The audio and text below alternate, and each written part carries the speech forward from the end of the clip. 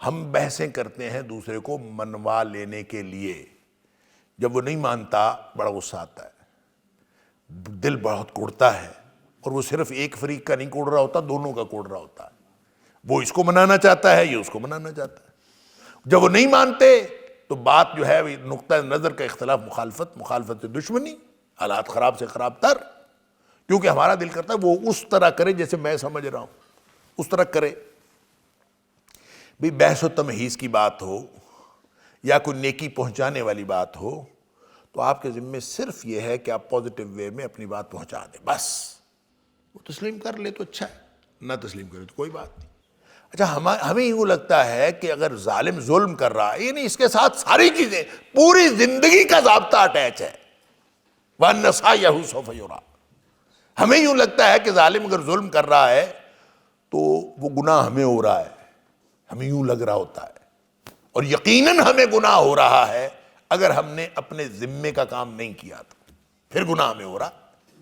اگر ہم نے اپنے ذمے کا کام کر لیا ہے، ظالم کے ظلم سے جس کو آگاہ کرنا تھا کر دیا ہے، اور جو ہمارے ذمے تھا اور جو ہماری استطاعت میں تھا، لا یکلف اللہ نفسا الا وسعها، ہم نے اپنی استطاعت کے مطابق کاوش کر لی ہے، تو پھر اب ہم ذمہ دار نہیں ہیں اس کے لیے، کیونکہ منزل مقصود پہ پہنچنا ہمارے ذمے ہے ہی نہیں۔ اللہ، ہمارے پاس سب کچھ ہو، ہر چیز موجود ہو، دنیا میں بھی ایسے ہی ہوتا ہے، سارے کام ہوتے نہیں ہیں۔ یعنی ایک تو یہ ہے کہ اخروی اعتبار سے یہ خوشخبری ہے کہ آپ جتنی کوشش کریں گے انشاءاللہ اس کا بدلہ مل جائے گا، اور دوسرا یہ دنیاوی اعتبار، دیکھیں نا دین کا غلبہ، دین کو قائم کرنا۔ دنیا میں بہت ساری تحریکیں ہمیں نظر آتی ہیں جو اقامت دین کے لیے، اور اقامت دین کے لیے انہوں نے بڑے بڑے اوکھے نصاب رکھے ہوئے، بہت بہت مشکل جو ہے وہ ٹارگٹس رکھے ہوئے، یہ کریں گے تو دین قائم ہوگا، یہ کریں گے تو دین قائم ہوگا۔ اللہ، اور اس وقت کی جو ہمارے موجودہ وقت کی آپ اقامت دین والی تحریکیں دیکھیں تو ان کے بھی بعض نصابات میں ایسی ایسی چیزیں موجود ہیں کہ جو انسان کو بغاوت پر بھی اکتا دیتی ہیں، بغاوت پر بھی لے جاتی ہیں، اور اس طرح کے اور بہت سارے ایسے طرز عمل کی طرف لے جاتی ہیں جو کسی صورت بھی جائز نہیں ہیں، لیکن ان کے پیچھے نقطہ نظر کیا ہوتا ہے؟ دین کو قائم، اقامت دین، اقامت دین۔ اقامت دین کا بہت سارا ایک وسیع مفہوم لوگوں نے لیا ہو، تو بھائی اقامت دین کا جو بھی مفہوم ہے، آپ یہ دیکھیں کہ قرآن نے جہاں سورہ شورا کے اندر، اللہ اکبر، سورہ شورا میں ہم پڑھ آئے ہیں، جہاں اللہ کریم نے آیت نمبر 13 ہے غالباً، جہاں اللہ تعالیٰ نے نبیوں کا ذکر کر کے فرمایا نا کہ وہی حکم آپ کو ہے حبیب صلی اللہ علیہ وسلم۔ وہ حکم کیا ہے؟ ان اقیم الدین، دین قائم کریں۔ یہ حکم کس کو تھا؟ نبی اکرم صلی اللہ علیہ وسلم کو، اور جس کا حوالہ دیا نوح علیہ السلام کا، ابراہیم علیہ السلام کا، موسیٰ علیہ السلام کا، اور عیسیٰ علیہ السلام کا۔ ان میں سے کسی نے بھی دین کا غلبہ اس طرح نہیں کیا کہ قائم ہو، ریاست قائم ہو۔ اس کا مطلب ہے دین کو قائم کرنا، ریاست قائم کرنا مراد نہیں ہے۔ ریاست قائم ہو یا نہ ہو جائے تو ٹھیک ہے، نہ ہو تو نہ صحیح۔ نوح علیہ السلام نے بھی دین کو قائم کیا، اگر 60 اور 70 یا 80 لوگ مسلمان ہوئے 950 سال کی تبلیغ کے دوران، تو انہوں نے بھی دین کو قائم کیا تھا۔ ابراہیم علیہ السلام کو وہ جگہ چھوڑ کر نکلنا پڑا، انہوں نے بھی دین کو قائم کیا تھا۔ اور موسیٰ علیہ السلام نے، جن کے جو بھی حالات تھے، ان کی قوم ہی ان کی بات نہیں مانی، سارے معجزے دیکھ کر اور سمندر پار جا کر بھی انہوں نے نہیں مانا۔ موسیٰ علیہ السلام میدان تیہ کے اندر ان کے سرگرداں پھرنے والے 40 سالوں کے دوران موسیٰ علیہ السلام اللہ کے پاس پہنچ گئے، بیت المقدس تک فتح نہیں ہوا، دعائیں بھی کی تھیں، اور وہ اس سے پہلے اللہ کے پاس پہنچ گئے، وہ بھی کامیاب گئے اور دین کو قائم کر کے گئے۔ اور عیسیٰ علیہ السلام، سبحان اللہ، ان کو تو اپنی طرف سے یہودیوں نے صلیب پہ چڑھا دیا تھا، اور وہ آج تک کہتے ہیں کہ ہم نے چڑھا دیا تھا۔ قرآن کہتا ہے وَمَا قَتَلُوهُ یقینا، اس کے اوپر عیسائی بھی گمراہ ہوئے اور یہودی بھی گمراہ ہوئے، اور قرآن کہتا ہے وَلَٰكِنْ شُبِّهَ لَهُمْ وَمَا قَتَلُوهُ یقینا، یقینی بات ہے کہ انہوں نے قتل نہیں کیا۔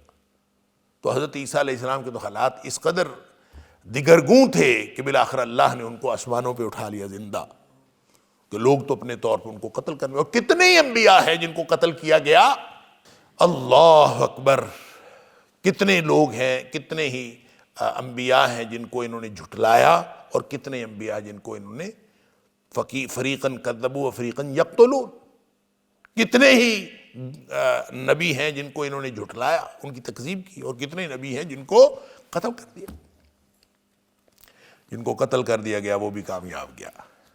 نبی تو نبی ہوتا ہے، اللہ تعالیٰ نے تو عام انسان کے لیے بات کی ہے سورہ نساء کے اندر، وَمَن يُقَاتِلْ فِي سَبِيلِ اللَّهِ، جو ٹکرایا اللہ کے نام پر ہو، یعنی جس طرف جا رہا ہے وہ اللہ کے نام پر ہے، تو اب یہ ہمارے ذمے نہیں ہے کہ وہاں کامیابی حاصل کرنی ہے، دشمن کو پچھاڑنا ہے، پھر اس کے اوپر غلبہ حاصل کرنا ہے، پھر اپنے وہاں پہ فتح حاصل کرنی، یہ ہمارے ذمے، یہ اللہ کا کام ہے کہ فتح اس نے دینی ہے کہ نہیں دینی، یہ اللہ کا کام ہے۔ ہمارے ذمے پازیٹیو ڈائریکشن میں کوشش کرنا ہے، نتھنگ ایلس۔ فرمایا کہ وَمَن يُقَاتِلْ فِي سَبِيلِ اللَّهِ، جو لڑا اللہ کے نام پر ہو، فَيُقْتَلْ أَوْ يَغْلِبْ، پھر وہ قتل کر دیا جائے چاہے غالب آ جائے، یہ دونوں میں فرق ہی کوئی نہیں ہے، یعنی ٹکڑے ٹکڑے ہو جائے، پڑا ہو، لاش پڑی ہو اس کی، اللہ، او یغلب، یا وہ غالب آ جائے اور فاتح بن جائے، ان دونوں میں کوئی فرق نہیں ہے اللہ کے ہاں۔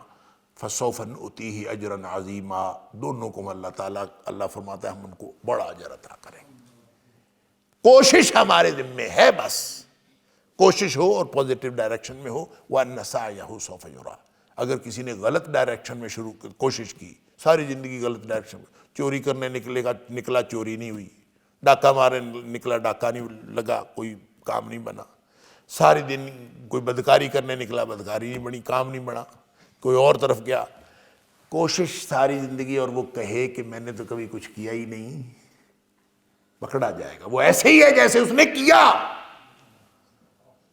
کیونکہ اس کی ساری کوشش غلط ڈائمنشن میں تھی، ساری زندگی ٹھگی چوریاں مارتا رہا، لوگوں کے ساتھ فراڈ کرتا رہا، کچھ ہاتھ نہیں آیا، تو کہے گا میں نے تو کچھ کیا ہی کچھ نہیں، ایک روپیہ نہیں کسی سے ٹھگی سے مجھے حاصل ہوا، بھئی نہیں حاصل ہوا تو نہ ہوا، تیری کوشش تو یہی تھی نا، لہذا ان سعیہ سوف یرا، اس پورے پیراڈائم کے اندر اپنی زندگی کو دیکھ لینا چاہیے، انفرادی اور اجتماعی زندگی کو، آپ کا قدم کس لیے اٹھ رہا ہے، کس طرف اٹھ رہا ہے، کس لیے اٹھ رہا ہے، کس طرف اٹھ رہا ہے۔ اللہ، میرے والد صاحب رحمۃ اللہ علیہ پنجابی میں تقریر کرتے ہوئے لمبی فہرست بولتے تھے، لمبی فہرست، اور کہا کرتے تھے کہ فلاں کام میں بتاؤ اللہ راضی ہے کہ ناراض۔ پہلے وہ کہتے تھے کہ بندہ ہر قدم اٹھانے سے پہلے یہ سوچ لے کہ اس میں میرا اللہ راضی ہے کہ ناراض، بس یہ سوچ لے، پھر وہ ایک لمبی فہرست گنواتے تھے، فلاں کام میں اللہ راضی ہے کہ ناراض، فلاں کام میں اللہ راضی ہے کہ ناراض۔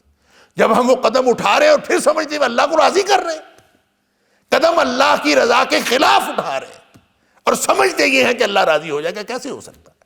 انسان کے پاس ہزار دلیلیں، اور ہزار دلیلیں انسان دیتا ہے، دیندار ہوں یا بے دین ہوں اس سے فرق نہیں پڑتا، اللہ کو صرف اس بات سے فرق پڑتا ہے کون اپنی زندگی اللہ کی رضا کے لیے گزار رہا ہے اور کون اپنی خواہش نفس کی تکمیل کے لیے زندگی گزار رہا ہے، بس اس بات کا فرق۔ اگر دین پڑھا، دین پڑھایا، اور مقصد یہ ہے کہ میں اپنی ذاتی خواہشات اور اپنے مفادات پورے کر لوں، تو کوئی فائدہ نہیں ہے، وہ جس مقصد کے لیے کیا ہے، اللہ اکبر، فہجرتہ الی ما ہاجر الیہ، جس بات کی نیت کی تھی وہی ملے گا۔ لہذا درست نیت سے، درست سمت میں ایک بھی قدم اٹھایا ہو تو اللہ کے ہاں کام آ جائے گا۔ یہ اصول کبھی زندگی میں بھولنا نہیں ہے کہ میرا جو قدم اٹھ رہا ہے اس پہ اللہ راضی ہے کہ ناراض، اللہ راضی ہے کہ ناراض۔ تو جس کام میں خطرہ ہو کہ اللہ ناراض ہوگا اس سے فوراً واپس آ جائے، اور جس کام میں امید ہو کہ اللہ راضی ہوگا وہ ضرور کریں۔ کام ہونا ہے کہ نہیں ہونا یہ اللہ کو پتہ ہے، اور دنیا کے کام، یہ تو میں عرض کر رہا تھا، یہ آخرت کے حوالے سے اللہ نے اصول دیا، دنیا کے حوالے سے بھی یہی اصول ہے، وَأَنَّ سَعْيَهُ سَوْفَ يُرَىٰ۔ کوشش کریں، اور بس کام نہیں ہوتا تو اس پہ کوڑے نا، کام کیوں نہیں ہوا؟ نہیں ہوا، اللہ نے نہیں چاہا۔ دنیا کا کام بھی بنانا اللہ کے ہاتھ میں، منزل مقصود میں پہنچنا تو ہمارے ذمے ہے ہی نہیں، نہ ہمارے ہاتھ میں ہے، نہ وہ ہمارے ہاتھ میں ہے، نہ ہمارے ذمے ہے۔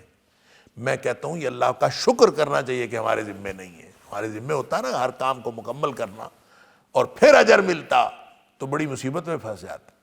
اللہ نے بڑا آسان اصول رکھا ہے کہ تم نے اگر اپنی استطاعت کے مطابق پازیٹو ڈائریکشن میں درست کوشش کی، پورا اجر انشاءاللہ مل جائے گا۔ وَأَنَّ سَعْيَهُ سَوْفَ يُرَىٰ وَلَيْسَ لِلْإِنسَانِ إِلَّا مَا سَعَىٰ۔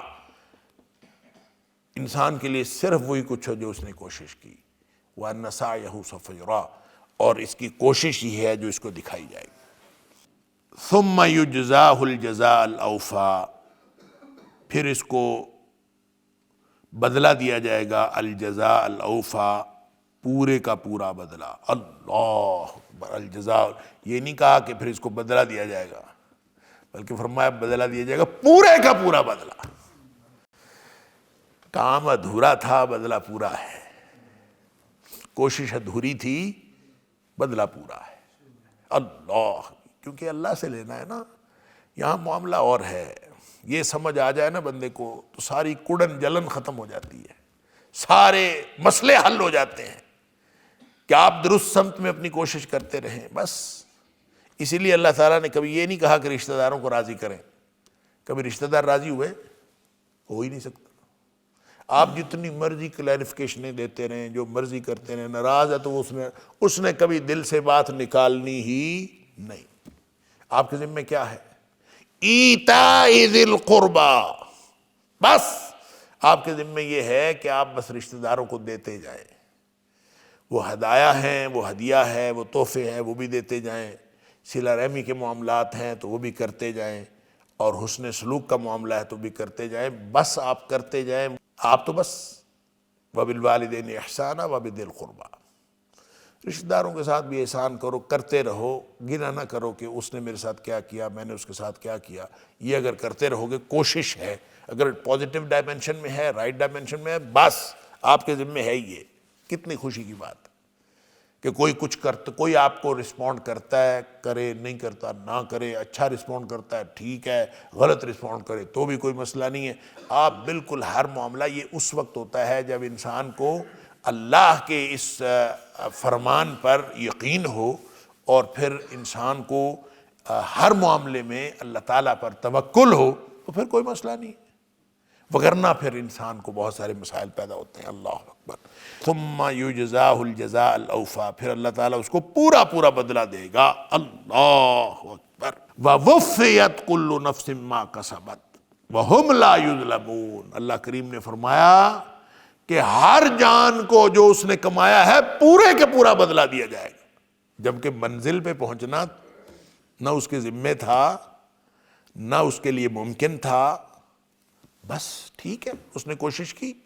اس لیے میں یہ بھی کہا کرتا ہوں کہ دنیا میں ہم جو کوشش کرتے ہیں، میں وہ اچیو کر لوں، میں وہ کر لوں، میں وہ کر لوں، سارا کچھ آپ کے پاس ہو، ہر چیز آپ کے ہاتھ میں ہو، تو کبھی نتیجہ نہیں نکلتا۔ آپ کی مرضی کا نتیجہ کبھی نکل آتا، کبھی نہیں نکلتا، کیونکہ نتیجہ اس کے ہاتھ میں ہے نا۔ تو پھر کیوں نہ اپنے سارے معاملات اس کے سپرد کر دیے جائیں جس کے ہاتھ میں نتائج ہیں، تو دنیا کے معاملے میں بھی انسان سوکھا ہو جاتا ہے۔ آخرت کے حوالے سے تو انسان مطمئن ہوتا ہی ہوتا ہے، دنیاوی معاملات میں بھی انسان خوش ہو جاتا ہے اور مطمئن ہو جاتا ہے جب یہ سمجھ لے کہ ہر کام کا نتیجہ میرے ہاتھ میں نہیں ہے، ہر کام کا نتیجہ اللہ کے ہاتھ میں ہے۔ اچھا نتیجہ نکل آئے تو اس کی مہربانی ہے، برا بھی نتیجہ نکل آئے اگر کوشش درست سمت میں ہے تو انشاءاللہ اس کا اجر ملے گا۔ اس لیے اللہ کے رسول صلی اللہ علیہ وسلم نے فرمایا، جج اگر نیک نیتی سے فیصلہ کرے، غلط فیصلہ بھی ہو تو اس کو ایک اجر ملتا ہے۔ اگر اس نے نیک نیتی سے کیا، اگر اس نے اپنی ساری خواہش کوشش اس بات پہ رکھ دی ہے کہ میں نے اللہ کی رضا کے لیے درست فیصلہ کرنا ہے، اگر اس نے کوشش پوری کی ہے، محنت پوری کی ہے، تو سمجھ تو اللہ نے دی ہے نا۔ وہ غلط بھی فیصلہ کر لے تو اس کو ایک اجر ملتا ہے، اگر صحیح فیصلہ کرے 2 اجر ملتے ہیں، لیکن اس کا نیک نیت ہونا ضروری ہے، درست ڈائمنشن میں کوشش کرنا ضروری ہے۔ اگر وہ بیٹھا وہاں ڈنڈی مار رہا ہے تو پھر تو وہ نہیں اجر لے سکتا نا اللہ سے۔ تو بس یہ ہے اصول، ثم یجزاہ الجزاء الاوفیٰ، اللہ کی طرف سے پوری پوری جو ہے اس کو بدلہ ملے گا۔ یہ جو ووفیت کل نفس ما کسبت ہے نا، وہم لا یظلمون، اس کے بارے میں اللہ تعالیٰ نے جب یہاں بات کی تو یہاں بھی، اور سورہ نحل کی آیت نمبر 111 میں اور سورہ آل عمران کی آیت نمبر 125 میں بھی بات کی، تو وہاں ساتھ وہم لا یظلمون ضرور فرمایا ہے، وہم لا یظلمون، ان کے اوپر ظلم نہیں کیا جائے۔ تو یہ احتمال کب رہتا ہے کہ کہیں ظلم تو نہیں ہو گیا؟ یہ کب احتمال رہتا ہے؟ یہ اس وقت احتمال رہتا ہے جب کسی کو برا بدلہ ملے، یا کسی کو وہ نہ ملے جو وہ سوچ رہا تھا، تو جو اس کو نہ ملے تو وہ سمجھے کہ میرے ساتھ ظلم ہو گیا ہے، تو اس کو بتایا جا رہا ہے ظلم نہیں ہو رہا۔ اللہ کی طرف سے ظلم، اللہ کی طرف ظلم کی نسبت ہی نہیں کی جا سکتی۔ ان اللہ تعالی حرم علی نفسہ الظلم، نبی پاک صلی اللہ علیہ وسلم فرماتے ہیں اللہ نے اپنے آپ پر ظلم حرام کر رکھا ہے۔ اللہ نہیں، اللہ کر سکتا تھا کسی معاملے میں، اللہ کے پاس سب کچھ ہے، لیکن اس نے عدل کا قانون بنایا، عدل کے ضابطے بنائے ہیں، اس کا اصول بنایا ہے۔ وَلَن تَجِدَ لِسُنَّتِ اللَّهِ تَبْدِيلًا، اور اللہ کا قانون تبدیل نہیں ہوتا۔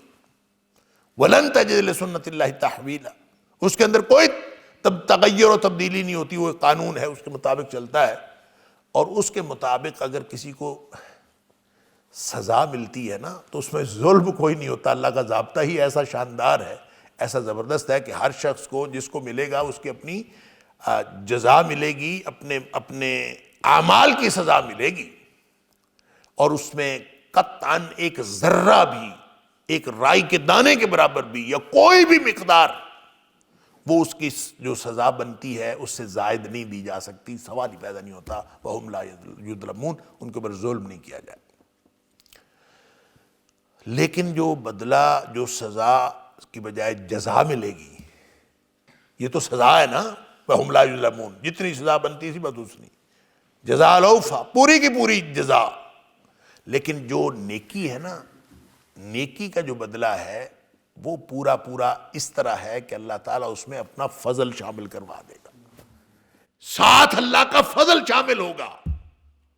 للذین احسنوا الحسنی وزیادہ، کچھ اور بھی ہے، جتنا ان کا بنتا ہے اس سے زیادہ اللہ تعالیٰ عطا فرمائے گا۔ اور بھی مختلف آیات میں اللہ تعالیٰ نے فرمایا کہ اللہ تعالیٰ ان کو ان کے اعمال سے زیادہ اچھا دے گا۔ تو نیک اعمال سے جو جتنے اعمال بنتے تھے، جتنی جزا بنتی تھی، اس سے ایڈیشنل دے دیا جائے تو یہ کسی پر ظلم نہیں ہے۔ لیکن سزا اگر ذرا سی بھی زیادہ دے دی جائے ظلم ہے۔ فضل اس کا ہوتا ہے، ظلم نہیں کرتا۔ لہذا جو پازیٹیو وے میں گئے ہیں ان کی ہوئی کوشش سے زیادہ بدلہ اللہ تعالیٰ عطا فرماتا ہے، اور جو ادھر گئے ہیں ان کی کوشش اور کاوش، یعنی جو نیگیٹو راستے پر چلے ہیں ان کی کوشش اور کاوش کا بدلہ اللہ تعالیٰ اس سے زیادہ نہیں دیتا، جتنا ہے پورا پورا دے گا۔ ثم یجزاہ الجزاء الاوفیٰ، لہذا جو مثبت قسم کی جزا ہے، جو اللہ تعالیٰ کی طرف سے ثواب ہے، وہ پورے ثواب کا معنی یہ ہے کہ اللہ تعالیٰ اپنے فضل سے عطا فرمائے، اپنی رحمت سے عطا فرمائے، اور جو سزا ہے وہ پوری پوری ملے گی۔ وَهُمْ لَا يُظْلَمُونَ، ان کے اوپر کوئی ظلم نہیں کیا جائے گا۔ وَأَنَّ إِلَىٰ رَبِّكَ الْمُنْتَهَىٰ، ہر چیز کا، ہر معاملے کا جو انجام ہے وہ اللہ کے ہاتھ میں۔ وَأَنَّ إِلَىٰ رَبِّكَ، اور یہ کہ تیرے رب کی طرف ہی ہے المنتہا، انجام کار۔ منتہا کا مطلب ہوتا ہے آخر کار، آخری معاملہ اللہ کے ہاتھ میں۔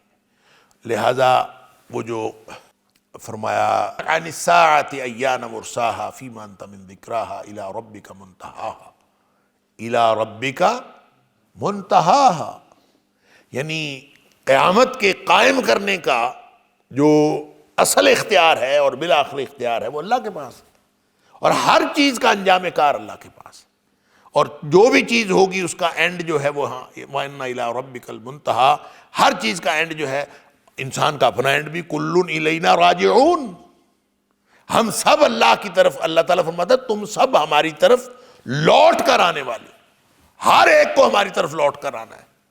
اور وہ جو کہا کہ مصیبت پہنچتی ہے تو کہتے ہیں انا للہ و انا الیہ راجعون، اللہ کے ہی ہیں ہم، اور کس کے ہیں؟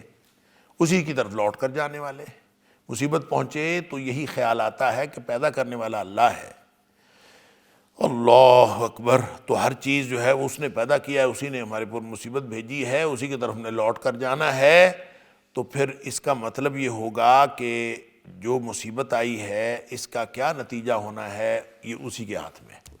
وَأَنَّهُ هُوَ أَضْحَكَ وَأَبْكَى۔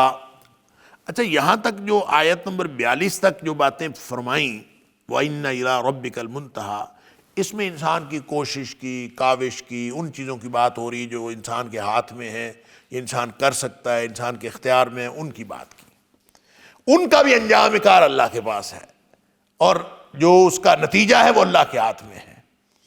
اور یہاں جو آیت نمبر 43 سے آنورڈ جو کچھ فرمایا، یہ چند باتیں یہ وہ ہیں جو انسان کے اختیار میں ہے ہی نہیں۔ انسان جو ہے وہ اس کے بس سے باہر ہے، مصیبت کوئی آ گئی، کوئی خوشی مل گئی، کوئی یہ مل گیا، جو تکوینی باتیں ہیں۔ فرمایا انہ هو اضحک وابکا، وہی ہے جس نے ہنسایا اور جس نے رلایا۔ اللہ اکبر، رلاتا بھی وہی ہے، ہنساتا بھی وہی ہے۔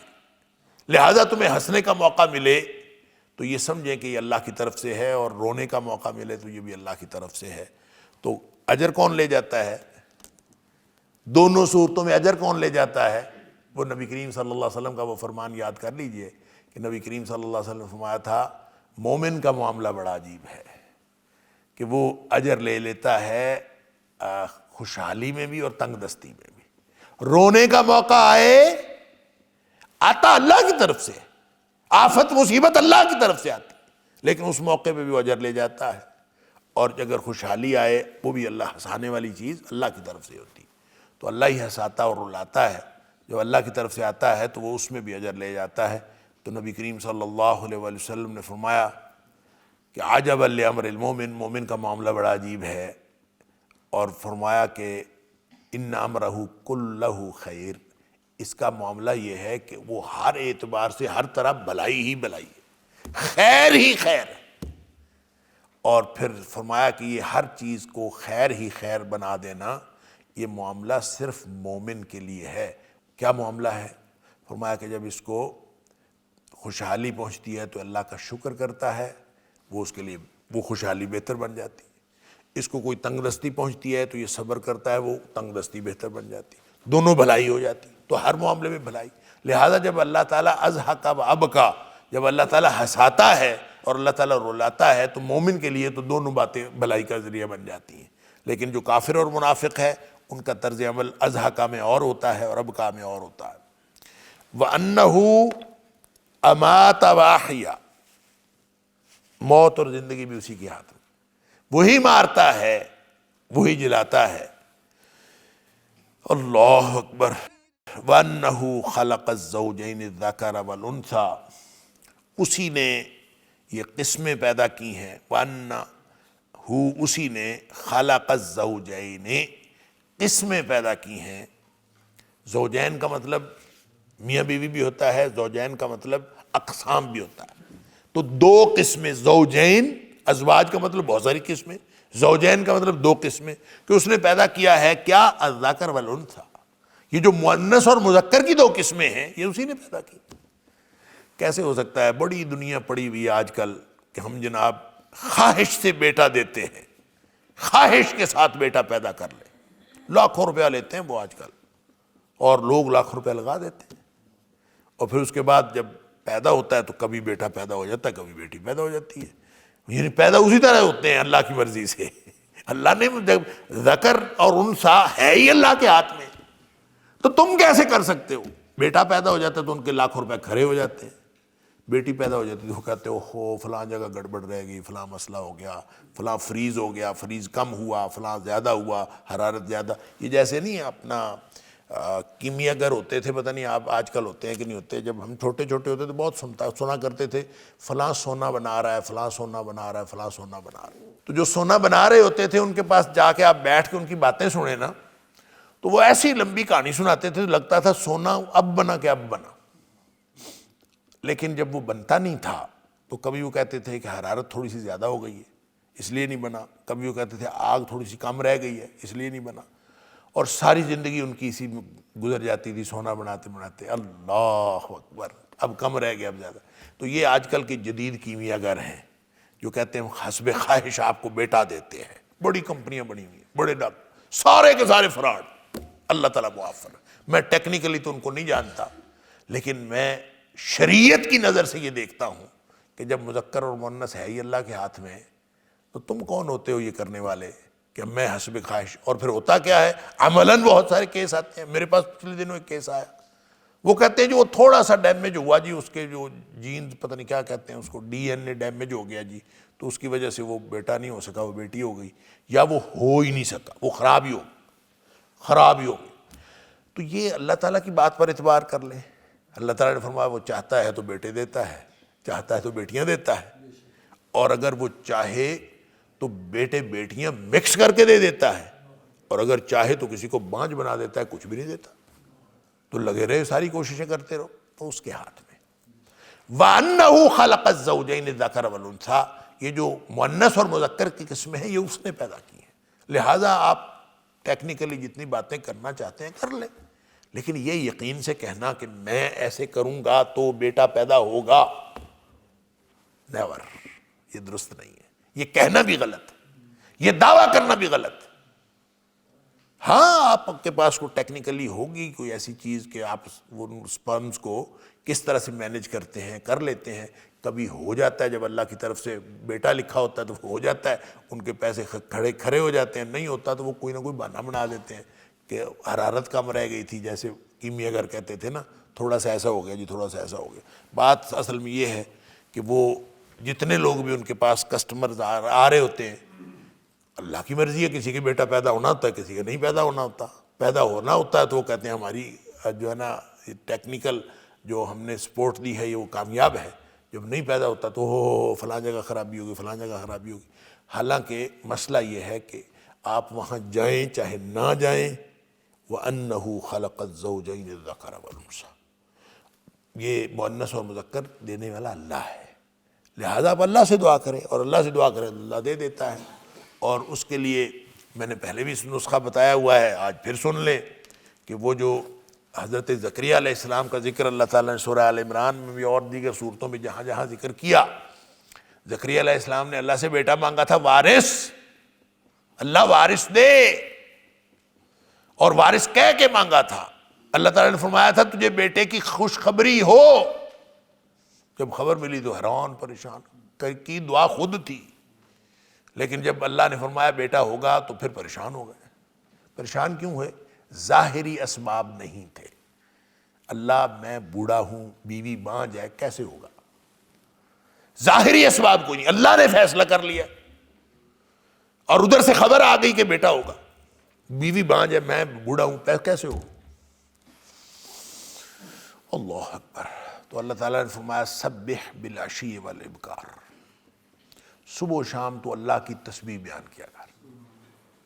اس لیے یہ بات سمجھ لینی چاہیے کہ جو تسبیح ہے، اللہ کی تسبیح بیان کرنا، یہ ان لاکھوں روپے کے علاج سے بڑا علاج ہے بیٹا لینے کے لیے یا اولاد لینے کے لیے. یہ بے اولادی کا بھی نسخہ ہے اور بیٹا لینے کا، وارث لینے کا بھی نسخہ ہے کہ اللہ سے دعائیں کریں اور اللہ کی تسبیح بیان کریں. اور وہ سارے اذکار جس کے اندر تسبیح ہے صبح و شام کریں، تسبیح والے اذکار جس میں تسبیح، اور ساتھ استغفار کو ملا لیں، اور ساتھ وہ دعائیں ملا لیں جو قرآن میں حضرت زکریا نے جو بات کی، رب ہب لی من الصالحین، رب ہب لی من لدنک ذریۃ طیبۃ انک سمیع الدعاء. یہ دعائیں ساتھ شامل کر لیں. ساتھ استغفار اس لیے شامل کر لیں کہ اللہ تعالیٰ نے فرمایا سورہ نوح میں بھی فرمایا وَقُلْتُ اسْتَغْفِرُوا رَبَّكُمْ إِنَّهُ كَانَ غَفَّارًا وَيُرْسِلِ السَّمَاءَ عَلَيْكُمْ مِدْرَارًا وَيُمْدِدْكُمْ بِأَمْوَالٍ وَبَنِينَ. اللہ بیٹے دے گا، استغفار کرنے سے بھی بیٹے آتے ہیں، لہذا استغفار ساتھ شامل کر لیں، ساتھ تسبیح شامل کر لیں، یہ ذکر اذکار صبح شام کا بنا لیں، انشاءاللہ اللہ اولاد دے دے گا۔ یعنی یہ اللہ سے اولاد لینے کا قرآنی طریقہ یہ ہے، اور اللہ سے بیٹے لینے کا قرآنی طریقہ یہ ہے۔ اس کے بعد اس نے دینی ہے کہ نہیں دینی دعا ہماری قبول کیسے ہوگی، یہ نہیں ہے کہ دعا قبول نہیں ہونی، دعا تو لازماً قبول ہوتی ہے، اس طرح یقین سے دعا کرنی ہے کہ وہ لازماً قبول ہوتی ہے۔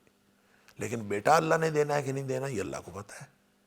اس بیٹے کی جگہ اللہ نے آپ کو کیا دینا ہے، اللہ تعالیٰ نے آخرت میں کیا اجر دینا ہے، وہ اس کو پتہ ہے، وہ اس کے پلان ہے۔ دعا لازماً قبول ہوتی ہے، لیکن جو بیٹے سے اگر اللہ بیٹا نہیں دے گا تو جو کچھ اور دے گا وہ بیٹے سے زیادہ اچھی کوئی چیز ہوگی، وہ دنیا میں دے دے یا آخرت میں دے دے۔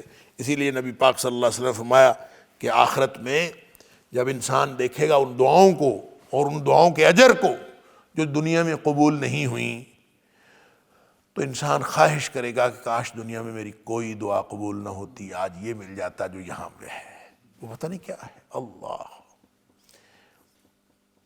وَمَا تَعْلَمُ نَفْسٌ مَا أُخْفِيَ لَهُم مِّن قُرَّةِ أَعْيُنٍ، کسی کو کچھ نہیں پتا اللہ نے ہماری آنکھوں کی ٹھنڈک کے لیے کیا رکھا ہے وہاں، سبحان اللہ، وہ کیا کچھ ہے سمجھ بھی نہیں آتا۔ انسان اپنی خواہشات پہ دنیا میں مرا جاتا ہے، میں دعا کر رہا ہوں قبول کیوں نہیں ہوتی، میں نے چونکہ دعا کی ہے، بندہ پھرنے کا میں نے ایسے دعا کی، میں نے ایسے دعا، میں نے یہ کی، میں نے وہ کیا۔ بھئی کیا کس سے مانگا ہے؟ اللہ سے، تو وہ بہترین منصوبہ ساز وہ ہے، بہترین عطا کرنے والا وہ ہے، تو اس نے جو ہمارے لیے منصوبہ بنایا یقیناً وہ زیادہ بہتر ہے، اسی پر اعتماد کرنا چاہیے۔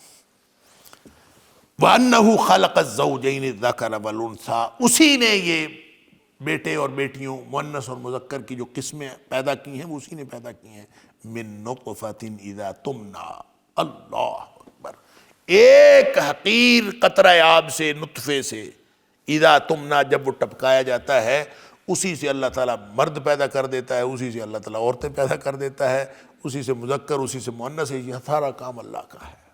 وہی میاں بیوی ہیں، وہی سارا پروسیس ہے، بیٹا پیدا ہو گیا، وہی میاں بیوی ہیں، وہی پروسیس ہے، بیٹی پیدا ہو گئی۔ پھر اللہ نے مختلف جگہوں پہ جو دنیا میں جو نباتات ہے ان کی مثالیں دی ہیں کہ ایک ہی طرح کی زمین، ایک ہی طرح کا پانی، ایک ہی طرح کا پودا، مثلا کھجور کا پودا ایک ہی جگہ پہ، ایک ہی پانی، ایک ہی مٹی، سب کچھ، ٹیسٹ مختلف ہے۔ یہ کھجور ہے جو کہتے ہیں یہ مبروم ہے، یہ کون سی جی یہ جوا ہے، یہ کون سی یہ سگئی ہے، ادھر ہی ہیں۔ اور یہ جو ایک ہی قسم کا پانی اور ایک ہی قسم کا پودا اور ایک ہی قسم کی زمین، مٹی، سب کچھ، اور پھر پھل مختلف ہیں، اللہ اکبر۔ تو اس اللہ کی قدرتوں کی طرف جب انسان کی توجہ جاتی ہے تو پھر انسان واقعتاً جو اللہ کی توحید کا قائل ہو جاتا ہے، اور جو توحید کا قائل ہوگا یہی تو بنیادی بات اللہ کا ہو جائے، باقی ہر در سے منہ موڑ کے ایک اللہ کا ہو جائے۔ من نطفۃ اذا تمنیٰ، اور وہ جو کہا تھا نا هل أتى على الإنسان حين من الدهر لم يكن شيئا مذكورا، کہ کیا انسان پر ایک ایسا وقت نہیں آیا کہ نام لیتے ہوئے بھی یہ جھجکتا ہے، یہ ایک ایسی چیز تھا جو کوئی قابل ذکر چیز نہیں تھا۔ اِنَّا خَلَقْنَا الْإِنسَانَ مِن نُطْفَةٍ أَمْشَاجٍ نَبْتَلِيهِ فَجَعَلْنَاهُ سَمِيعًا بَصِيرًا، ہم نے انسان کو پیدا کیا ایک حقیر قطرہ آب سے جو ٹپکایا گیا، اور اس سے کیا نکلا؟